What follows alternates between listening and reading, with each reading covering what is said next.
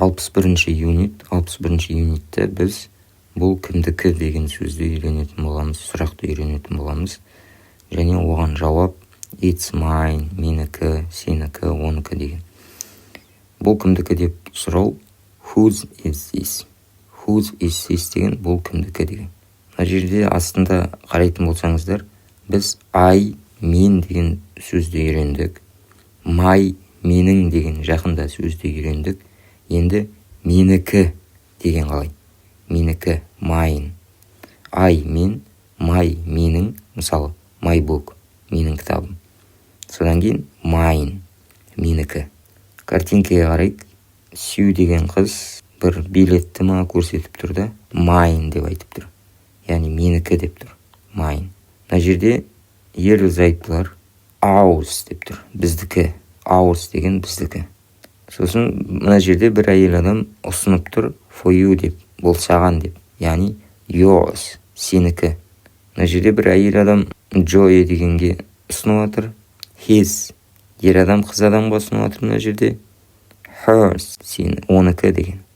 His деген оныкі бұл жерде. Сосын hers дегенде бұл жерде оныкі, яғни you. Theirs деген олардікі. Көпше тұр. I, мен, my, менің, mine, менікі.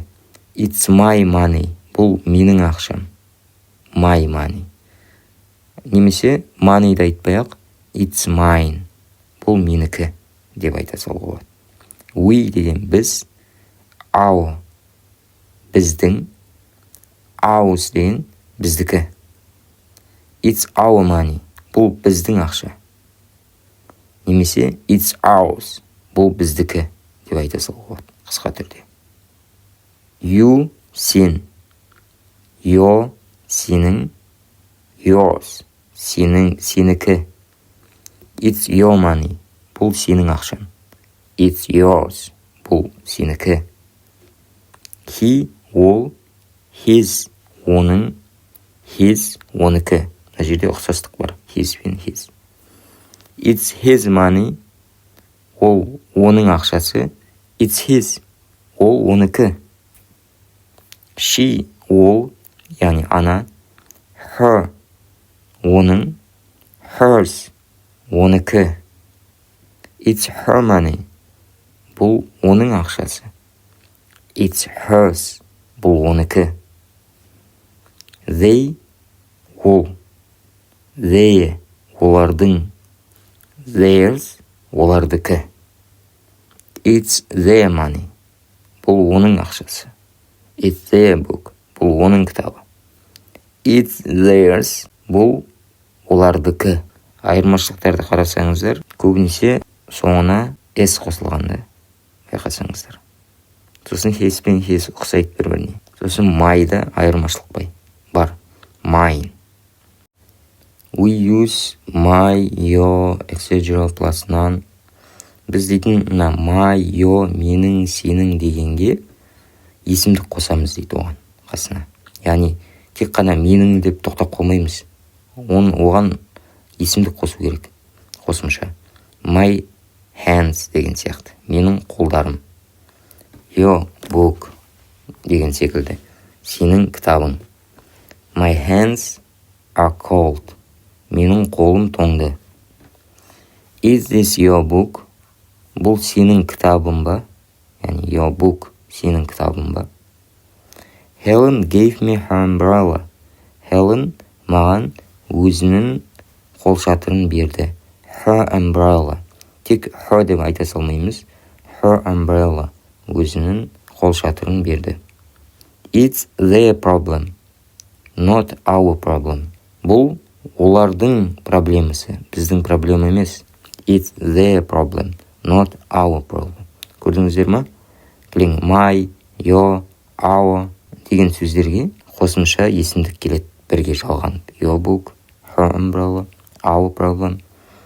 Ал we use mine, yours, etc. without a noun. Егер де mine, yours, менікі, сенікі деген сөздерді қолданатын болсақ, бүгінгі сабақта үйренген, онда есімдік керек емес. Is this book mine or yours?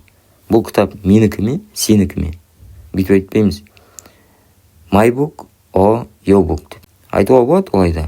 Бірақ мына жерде mine деп yours деп айта салуға болады.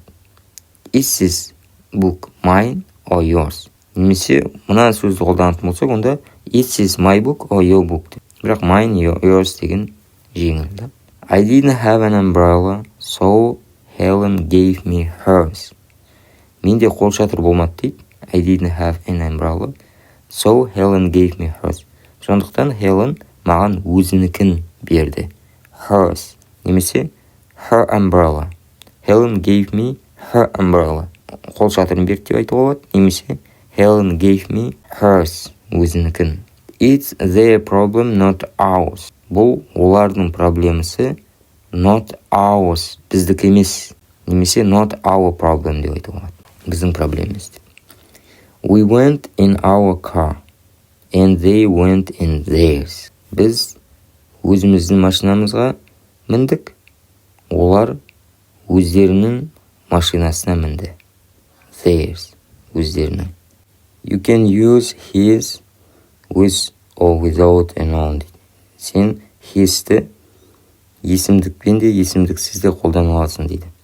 Is it his camera or hers? Бұл оның камерасы ма немесе оныкі? It's his. Бұл оның камерасы. Яғни оныкі дейді. Енді a friend of mine, a friend of his деген жаңа бір конструкцияны үйренейік.